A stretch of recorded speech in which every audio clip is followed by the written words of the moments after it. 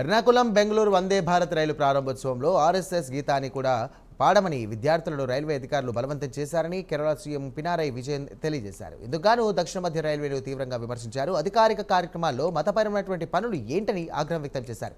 ఇక మత భజన రాజకీయాలు చేసే ఆర్ఎస్ఎస్ పాటను కూడా ప్రభుత్వ అధికారిక కార్యక్రమంలో చేర్చడం రాజ్యాంగ సూత్రాలను ఉల్లంఘించడమేనని ఈ సందర్భంగా ఆయన ఆగ్రహం వ్యక్తం చేశారు. వందే భారత్ ప్రారంభోత్సవంలో హిందూ రాజకీయాలు దాగున్నారన్నారు.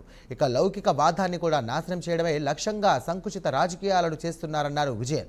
సంఘ్ పరివార్ దేశంలోని అతిపెద్ద ప్రభుత్వ రంగ సంస్థ అయినటువంటి రైల్వేలను కూడా తమ మత రాజకీయాలకు ప్రచారం కోసం వాడుకుంటున్నారని అన్నారు.